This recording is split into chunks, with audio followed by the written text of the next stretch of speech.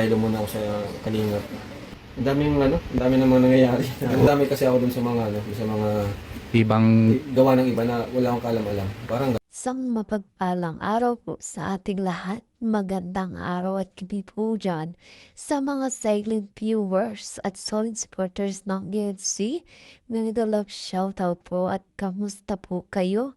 Sa iyon mga kalingap, may panibago na naman po tayong pag-uusapan. Patungkol nga po kung saan may aabangan pa kayang part 98.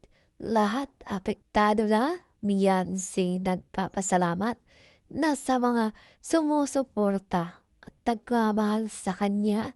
Bakit nga po kaya mga karinga Beyonce namamaalam na ba sa love team ng EDC? At yan nga po ang ating pag-uusapan maya-maya na lamang. Pero bago po yan, kung bago ka pa lang po sa aking munting YouTube channel, like, share, subscribe na at pakipindot na rin po ng notification bell para lagi po kayong updated sa aking mga i-upload na video. At maalala rin po, bago po tayo magbigay ng ating mga komento at opinion, itapusin po muna natin ang kabuuan ng video nang sa ganun po ay akma po ang ating i-comment mga kalingap. At lagi ko rin nga pong hiling sa inyo, patuloy nating suportahan ang mag-ama na matubang. Napakaganda nga po yung itinapakita nila sa atin, mga pagbibigay saya at tulong sa ating mga kababayan. Ipatuloy po nating suportahan at i-marathon mga kalingap.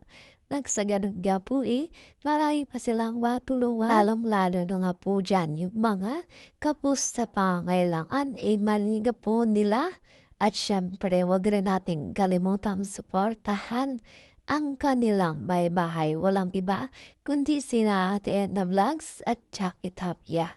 Huwag po sana tayong nagsasawang sumuporta mga kalingap. Lahat nga po ay apektado na. Beyonce nagpapasalamat na sa mga sumusuporta at nagmamahal sa kanya. At may aabangan pa kaya ang part 98. Grabe nga po, ito nga po talaga hindi nga talaga inaasahang mangyayari sa love team ng NC na talagang pagulo na ng pagulo mga kalingap. Ito nga po, Beyonce natin talaga namang nagpapasalamat na sa kanyang mga supporters, mga nagmamahal sa kanya, mga sponsor, mga kalingap ay nagpapasalamat nga po si Beyonce at siya pa nga po yung humihingi ng pasensya mga kalingap. Grabe, ganito pala kabait si Beyonce natin kahit nga po siya na yung binabash talaga. Siya pa yung humihingi ng pamanhin at nagpapasalamat. At sinasabi na ng ilan magwawakas na o matatapos na ang love team ng NC dahil mga kalingap mukhang hindi na nga raw po maaayos pa. Talagang gustong gusto ng mawala ang NC natin kung kaya ang mga issue hindi tumitigil dito nga po kay Beyonce. At gano'n din kay Papa Eds natin mga kalingap. Kahit nga po pagdating sa crop top ay talagang binigyan nila ng issue para magkaroon lamang ng issue itong NC natin para nga po mawala na, para mapabagsak na nila mga kalingap. Grabe nga po, palaisipan nga po ito kung bakit talagang pinipilit nilang mawala na ang EDC mga kalingap. Siyempre, sa mga nagmamahal at sumusuportan dito sa EDC natin, talagang pilit nilang ipinaglalaban at talagang pilit nilang hindi pwedeng mawala itong EDC natin kung kaya mga kalingap. Ipatuloy pa rin nga pong nandyan sila inaglalaban itong EDC natin. Talagang mahal na po ng marami. Talagang marami ang sumusuporta dito sa EDC natin. Kung kaya hirap silang pabagsakin mga kalingap dahil marami ang sumusuporta.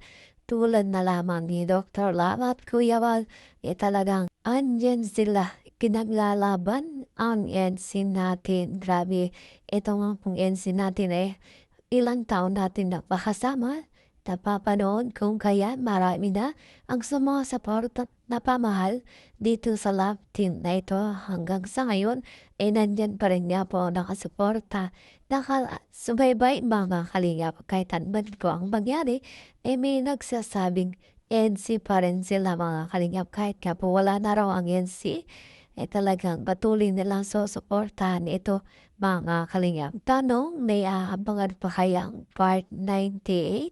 Yan nga po ay talagang malungkot na palaisipan at talagang nakakalungkot isipin na kung magwawakas man ang love team ng NC sa ganitong paraan lang o sa ganitong dahilan, talagang hindi nga po katanggap-tanggap mga kalingap at walang paliwanag mula pa kay Kalingap Rob po natin na nananatiling tahimik dahil ayaw niya nga pong magulo at ayaw niyang magsalita pa mga kalingap pag magulo pa nga po itong NC natin.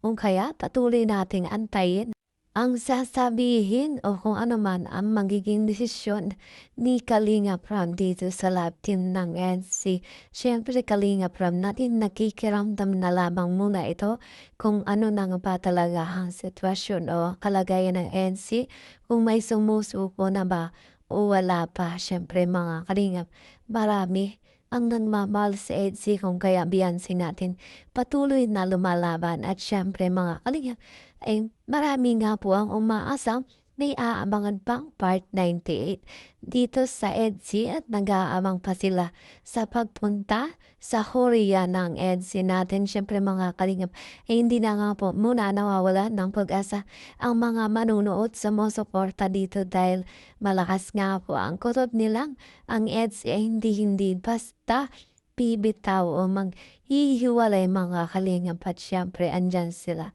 Patuloy na sumusuport at manonood pa rin dito sa EDC natin mga kalingap. Marami na nga po ang apektado dito sa mga kaguluhan dito sa EDC natin na palala ng palala mga kalingap.